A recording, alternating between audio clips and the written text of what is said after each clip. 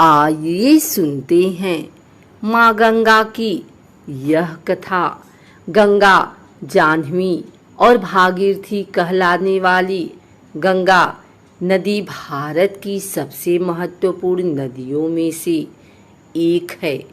यह मात्र एक जल स्रोत नहीं है, बल्कि भारतीय मान्यताओं में यह नदी पूजनीय है, जिसे गंगा माँ अथवा गंगा देवी के नाम से सम्मानित किया जाता है।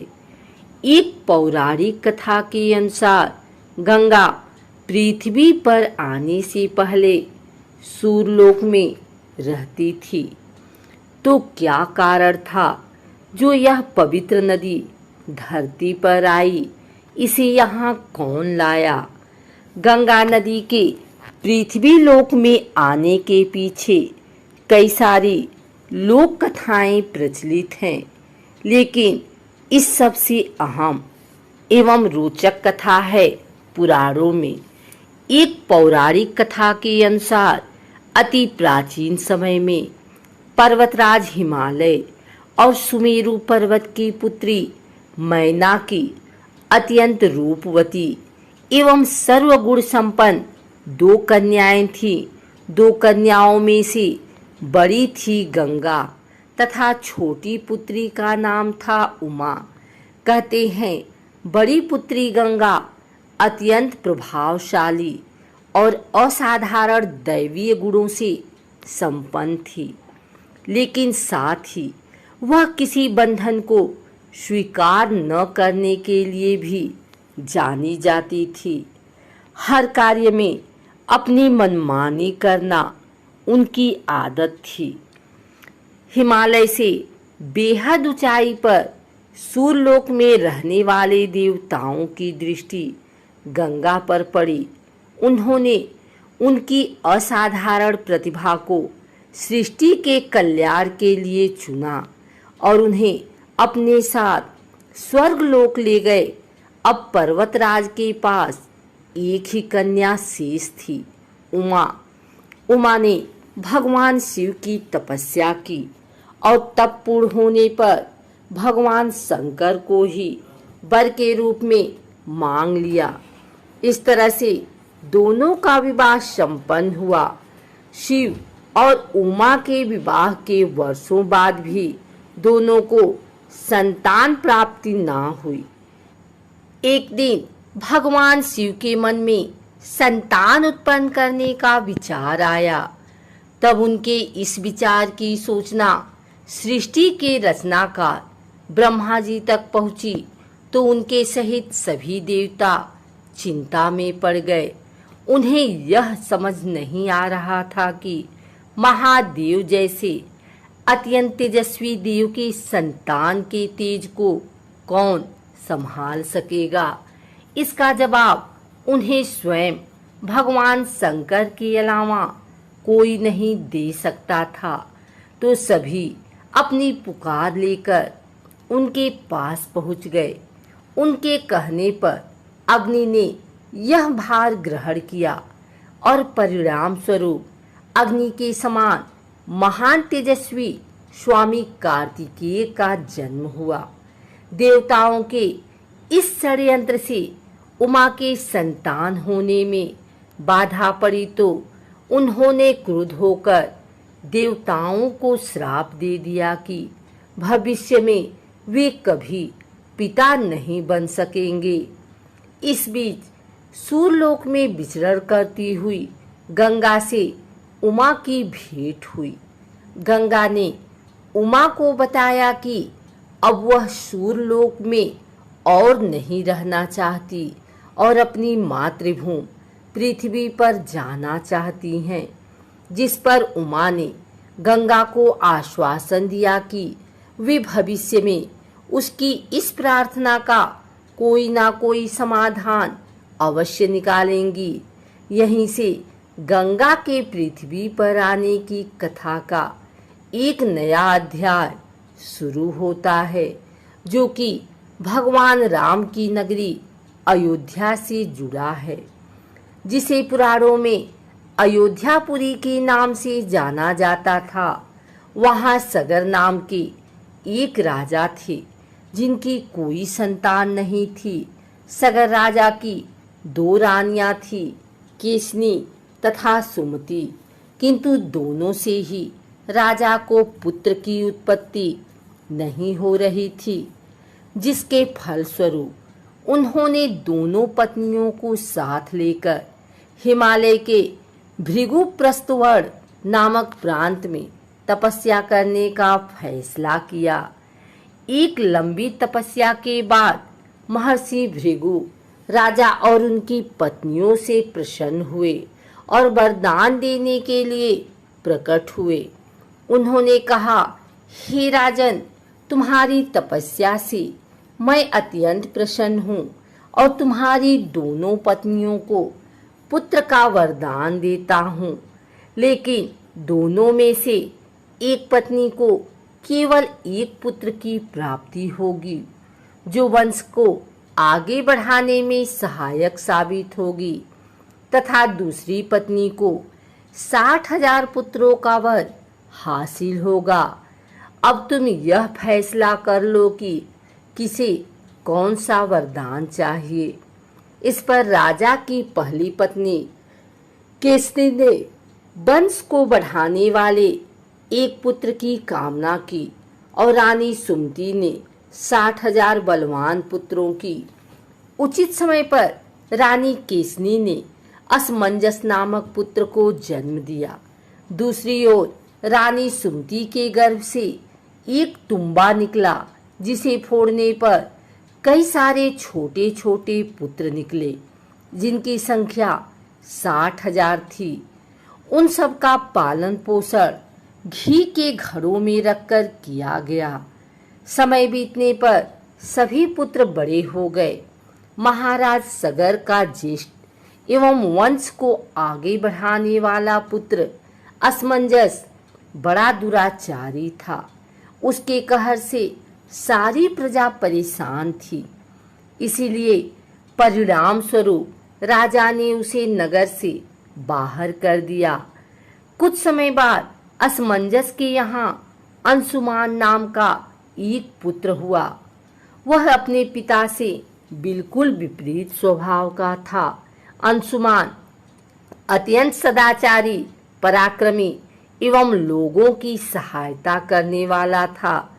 एक दिन राजा सगर ने महान अश्वमेध यज्ञ करवाने का फैसला किया, जिसके लिए उन्होंने हिमालय एवं विंध्याचल के बीच की हरी भरी भूमि को चुना और वहां एक विशाल यज्ञ मंडप का निर्माण करवाया।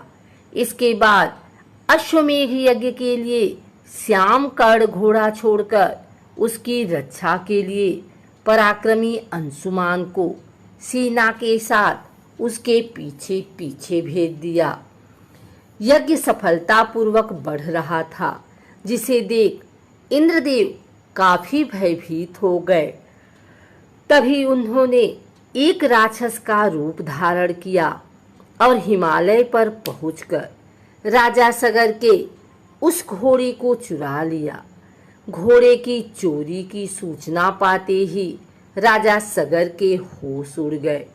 उन्होंने शीघ्र ही अपने 60,000 पुत्रों को आदेश दिया कि घोड़ा चुराने वाले को किसी भी अवस्था में जीवित या मृत पकड़कर लेकर आओ। आदेश सुनते ही सभी पुत्र खोजबीन में लग गए। जब पूरी पृथ्वी खोजने पर भी घोड़ा नहीं मिला तो उन्होंने पृथ्वी को खोदना शुरू कर दिया, यह सोचकर कि शायद पाताल लोक में उन्हें घोड़ा मिल जाए। अब पाताल में घोड़े को खोजते खोजते वे सनातन वसुदेव कपिल के आश्रम में पहुंच गए। वहां उन्होंने देखा कि कपिल मुनि आंखें बंद किए बैठे हैं और ठीक उनके पास यज्ञ का वह घोड़ा बंधा हुआ है, जिसे वह लंबे समय से खोज रहे थे। इस पर सभी मंदबुद्धि पुत्र क्रोध में कपिल मुनि को घोड़े का चोर समझकर उन्हें अपशब्द कहने लगे। उनके इस कुकृत्यों से कपिल मुनि की समाधि भंग हो गई। आंखें खुलते ही उन्होंने क्रोध में सभी राजकुमारों को अपने तेज से भस्म कर दिया, लेकिन इसकी सूचना राजा सगर को नहीं थी। जब लंबा समय बीत गया तो राजा फिर से चिंतित हो गए। अब उन्होंने अपने तेजस्वी पौत्र अंशुमान को अपने पुत्रों तथा घोड़े का पता लगाने के लिए आदेश दिया। आज्ञा का पालन करते हुए अंशुमान उस रास्ते पर निकल पड़ा जो रास्ता उसके चाचाओं ने बनाया था। मार्ग में उसे जो भी पूजनीय ऋषि मुनि मिलते वह उनका सम्मान पूर्वक आदर सत्कार करता। खोजते खोजते वह कपिल आश्रम के पास पहुंचा। वहां का दृश्य देख वह बेहद आश्चर्यचकित हुआ। उसने देखा कि भूमि पर उसके 60,000 चाचाओं के भस्म हुए शरीरों की राख पड़ी थी और पास ही यज्ञ का घोड़ा चल रहा था। यह देख वह निराश हो गया। अब उसने राख को विधि पूर्वक प्रवाह करने के लिए जलाशय खोजने की कोशिश की, लेकिन उसे कुछ न मिला। तभी उसकी नजर अपने चाचाओं के मामा गरुड़ पर पड़ी। उसने गरुड़ से सहायता मांगी तो उन्होंने उसे बताया कि किस प्रकार से कपिल मुनि द्वारा उसके चाचाओं को भस्म किया गया है। वह आगे बोले कि उसके चाचाओं की मृत्यु कोई साधारण नहीं थी, इसीलिए उनका तर्पण करने के लिए कोई भी साधारण सरोवर या जलाशय काफी नहीं होगा। इसके लिए तो केवल हिमालय की ज्येष्ठ पुत्री गंगा के जल से ही तर्पण करना सही माना जाएगा। गरुड़ द्वारा राय मिलने पर अंशुमान घोड़े को लेकर वापस अयोध्या पहुंचा और राजा सगर को सारा वाक्य बताया। राजा काफी दुखी हुए, लेकिन अपने पुत्रों का उद्धार करने के लिए उन्होंने गंगा को पृथ्वी पर लाने का फैसला किया। लेकिन यह सब होगा कैसे, उन्हें समझ में नहीं आया। कुछ समय पश्चात महाराज सगर का देहांत हो गया, जिसके बाद अंशुमान को राजगद्दी पर बैठाया गया। आगे चलकर अंशुमान को दिलीप नामक पुत्र की प्राप्ति हुई। उसके बड़े होने पर अंशुमान ने उसे राज्य सौंप दिया और स्वयं हिमालय की गोद में जाकर गंगा को प्रसन्न करने के लिए तपस्या करने लगे। उनके लगातार परिश्रम के बाद भी उसे सफलता हासिल ना हुई और कुछ समय बाद अंशुमान का देहांत हो गया। अंशुमान की तरह ही उसके पुत्र दिलीप ने भी राज्य अपने पुत्र भगीरथ को सौंपकर गंगा को पृथ्वी पर लाने के लिए तपस्या शुरू कर दी, लेकिन उन्हें भी कोई फल हासिल न हुआ। दिलीप के बाद भगीरथ ने भी गंगा तपस्या का फैसला किया, लेकिन उनकी कोई संतान ना होने के कारण उन्होंने राज्य का भार मंत्रियों को सौंपकर हिमालय जाने का फैसला किया। उनकी कठोर तपस्या से आखिरकार भगवान ब्रह्मा प्रसन्न होकर उनके सामने प्रकट हुए और मनोवांछित फल मांगने के लिए कहा। भगीरथ ने ब्रह्मा जी से कहा, हे प्रभु, मैं आपके दर्शन से अत्यंत प्रसन्न हूँ। कृपया आप मुझे सगर के पुत्रों का उद्धार करने के लिए गंगा का जल प्रदान कर दीजिए तथा साथ ही मुझे एक संतान भी दें, ताकि इक्ष्वाकु वंश नष्ट न हो।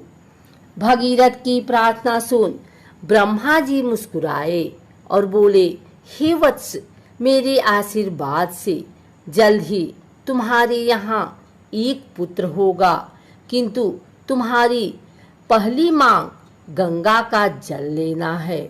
यह मेरे लिए कठिन कार्य है, क्योंकि जब गंगा जी वेग के साथ पृथ्वी पर अवतरित होंगी तो उनके वेग को पृथ्वी संभाल नहीं सकेगी। ब्रह्मा जी आगे बोले, यदि गंगा के वेग को संभालने की किसी में क्षमता है तो वह है केवल महादेव जी। इसलिए तुम्हें पहले भगवान शिव को प्रसन्न करना होगा। यह बोल ब्रह्मा जी वापस ब्रह्मलोक की ओर प्रस्थान कर गए। उनके जाते ही अगले 1 वर्ष तक भगीरथ ने पैर के अंगूठे के सहारे खड़े होकर महादेव जी की तपस्या की। इस दौरान उन्होंने वायु के अलावा अन्य किसी भी चीज का ग्रहण नहीं किया। उनकी इस कठोर तपस्या से प्रसन्न होकर महादेव जी ने उन्हें दर्शन दिए और बोले, हे परम भक्त, तुम्हारी भक्ति से मैं बेहद प्रसन्न हुआ।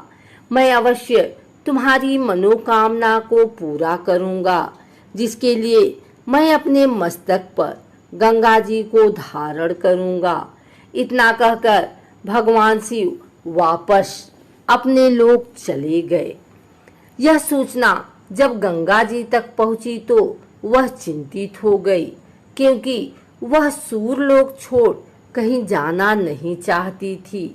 उन्होंने योजना बनाई कि वह अपने प्रचंड वेग से शिव जी को बहाकर पाताल लोक ले जाएंगी।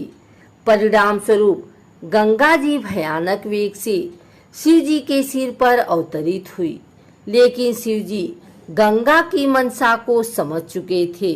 गंगा को अपने साथ बांधे रखने के लिए महादेव जी ने गंगा धाराओं को अपनी जटाओं में धीरे धीरे बांधना शुरू कर दिया। अब गंगा जी इन जटाओं से बाहर निकलने में असमर्थ थी। गंगा जी को इस प्रकार शिव जी की जटाओं में विलीन होते देख भगीरथ ने फिर शंकर जी की तपस्या की। भगीरथ के इस तपस्या से शिव जी फिर से प्रसन्न हुए और आखिरकार गंगा जी को हिमालय पर्वत पर स्थित बिंदुसर में छोड़ दिया। छोड़ते ही गंगा जी 7 धाराओं में बट गई। इन धाराओं में से पहली 3 धाराएं हृदनी, पावनी और नलिनी पूर्व की ओर प्रवाहित हुई। अन्य 3 सुचक्षु, सीता और सिंधु धाराएं पश्चिम की ओर बही और आखिरी एवं 7वीं धारा महाराज भगीरथ के पीछे पीछे चल पड़ी। महाराज जहां भी जाते वह धारा उनका पीछा करती। एक दिन गलती से चलते चलते गंगा जी उस स्थान पर पहुंची जहां ऋषि जन्हू यज्ञ कर रहे थे। गंगा जी बहते हुए अनजाने में उनके यज्ञ की सारी सामग्री को अपने साथ बहाकर ले गई, जिस पर ऋषि को बहुत क्रोध आया और उन्होंने क्रुद्ध होकर गंगा का सारा जल पी लिया।